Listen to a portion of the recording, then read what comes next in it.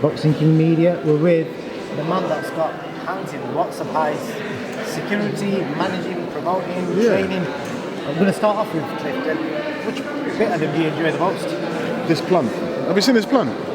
Isn't that a really nice bit of decor for the Hilton Hotel? We'll tell you that there is hotels that have same plants as well. Okay. So, going back to the question. So, which aspect of in the boxing world do you enjoy the most? Because you've got your hands in everything. Training. I like training and bringing.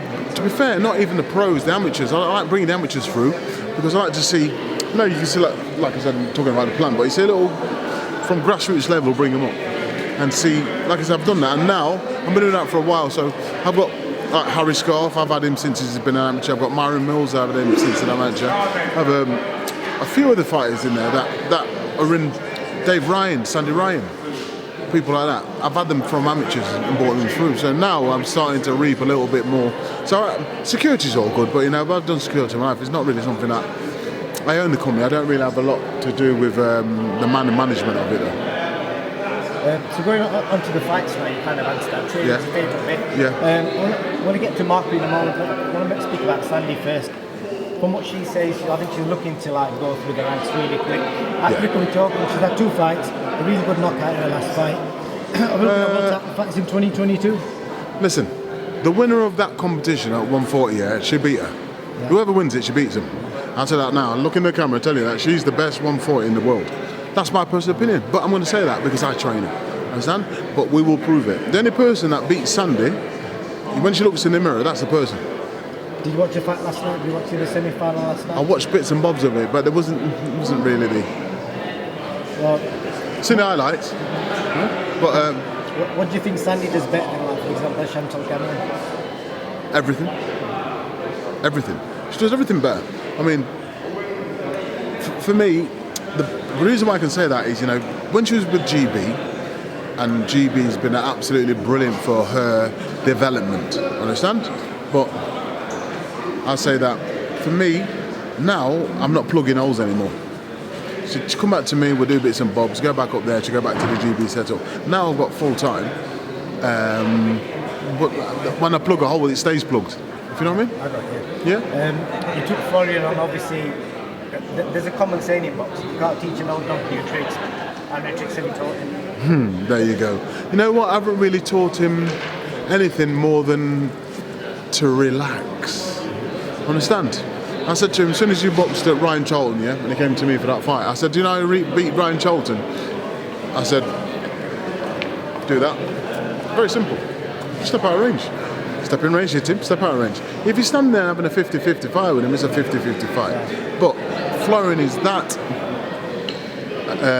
easy to adapt his style or get him to change to what you want him to do. But you don't change fighters. The key is you don't want to change them, you improve them. And try and improve what he does and get it better. I've just got him to stop being so angry. But that brings me on to, obviously, the last couple of fights. He's talked quite a big game in the build-up, saying I'm going to knock you out, etc. But he's decided to box. He explained in the press, obviously he's got bad hands. He's had bad hands. He's going to knock this guy out in the first round. That's what he wants to do. Yeah? Is he going to do that? I couldn't even answer that question. I think he'll stop him. I'm not that too sure how tough this kid is fighting, to be fair. He seems to know how to handle himself. But the first thing I do is look at your face. And his nose looks like he's been bashed a few times. And he's come from the kickboxing. So he's going to be tough, he's going to be durable. And hopefully he poses no problems to us. We just go out there and knock him out. But to be fair. But after this, he's a free agent, isn't he? So now his cards are in his hands. You know what I mean? Last couple of questions. I've heard in the past from other fighters, when you fight a Clifton Mitchell fighter, Clifton always says something to the opposition just before the referee's giving his final instructions. Yeah. Why do you do that, and what do you tend to say? It all depends, on the fighter and the trainer, right? Because I'm not actually getting in the ring with a fighter, am I? My job is to pit my wits against the trainer. I mean, if that trainer's weak, and I can crack him, he'll crack the fighter, or he'll have an opportunity. He won't be on his game as well. If I say something to him, startles him, or depending which referee it is. If the referee, I know the referee's shit, and and he's not very good at judging fights, I'll say to my fighter, if you don't knock him out, you ain't going to get the decision off him. So, and it's psychological against him. So he gives the referee, makes the referee think, as well as my fighter thinking, I need to be on my game here. And like I said, and I've learned all these little bits of skullduggery, what do you call it? With Brendan Ingle. Brendan Ingle wouldn't say anything to him. Like, I can say something, all I want is the fighter to hear me. I wouldn't even say it to the fighter. Just be in his vicinity. But it's quite easy. Because fight week and fight night, you're going to get fighters that are very highly strung. So the slightest thing they can fucking jump off. And if I can get you off your game, I will get you off your game. Because it's win it all necessary. Win it all means, you know what I mean? So for me, I don't do it all the time. But if I think I'll have an effect on you, I will. You know what? To give you a fight that extra bit of edge. Yeah, of course. And any little edge you can get, just like little things. You know, I'd rather do that than say I'm walking out second, or you know what I mean. I want to. That has more effect than me walking in first or walking in second. You know what I mean? People just do that just to what's the word? How can I put it? Just to show authority. You know what I mean? Okay, yeah. And I think it probably works more of it. Last question, Clifton. I don't know if you've been asked about this already or not, but obviously the AJ Usyk fight, you're able to brought up quite a bit in the build-up, saying you apparently said something to AJ, or that might have put him off, etc. What was that conversation? What did you say to him? Well, you know, IFL's did an interview with him, and Coogan asked him the question. And what he said to me was, laying back on the ropes, he went, how would you fight this kid? And the reason why he asked me that is because he knows I've sat ringside and my hand's on the apron, and I've seen Usyk 3 times live. So he's probably asked me that just quick, so what would you do? And I just said to him, get into him, smash him up and get out. Get in, get out, get in. I said, don't try and box him, just get into him. That's basically what I said. And the reason why I've given this interview saying that is because AJ said it. But people ask me. Yeah, because AJ's already said it, I will say it. But I was never ever going to say it on camera. Well, thank you for. You know what I mean? Just on that topic, is that Evans a rematch? How you've explained just there? Me, I think if he goes back to the AJ before he botched Klitschko, he beats him. He needs to just. I think sometimes you can be. Brendan Ingle used to call it 3 smart. You're too smart, yeah, and then you're 3 smart. That means you're too smart for your own self. Trying to, try and box a boxer, yeah, but try and think you're more technically gifted than that opponent when you're probably not. You know, so I'm not saying that AJ can't win it. I think AJ's got every chance to win it. From where I'm sitting, I'm thinking if they throw a double jab, treble jab, lead up backhand, and just keep pushing him back, you'd have got to him. You just need to double it up and get into his face a little bit and get out. Don't sit there. But he was moving and just picking and poking and picking and poking, and I'm going.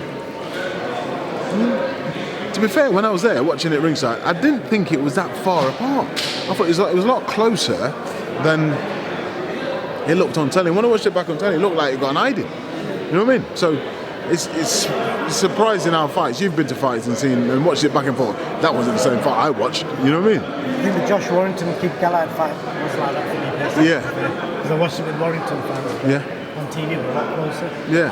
What do you think? What do you think to the big right hand he got, the big overhand right he took? Who's that? Kid. Oh, crazy. It just shows you in boxing. And he's one of underestimated Kiko. But if you look at it, obviously the people have said maybe he should have beaten Warrington. His alphabet fight was close as well. So potentially, it could be 3-0 against me personally. I've never seen anybody that lives in the gym as much as Kid Galahad. Yeah. But might have been a detriment to him, to be fair. But like I said, he's one of the most dedicated fighters. Yeah, that I've seen by far. I think most people in boxing would probably agree with that. And but that proves to you, yeah, that you can have all the right attributes for the game, do everything right, and it still can go wrong. 100%. Yeah? And who thought that? Nobody. Imagine if you had, listen, Terry Harper I can understand, yeah? Because that girl is decent, yeah?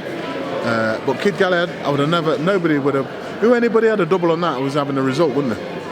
But also, if I don't know why they took that fight for Terry, my personal opinion, because she's just come back after a year and a half, 2 years, broken hand, boom, boom, boom, boom, and then come back to defend the title. I don't think Terry's not the one that should be fighting her next. I don't think she is. I think she's having 2 fights before she fights her again. But could that be a potential fight down the line? Sandy Ryan versus Terry Harper? Terry Harper, I'll tell you now, you don't want none of Sandy Ryan. Natasha Jonas, you don't want none of Sandy Ryan. I think Chantel Cameron is the one that we'll want. Understand? She's the one that we'll want because I think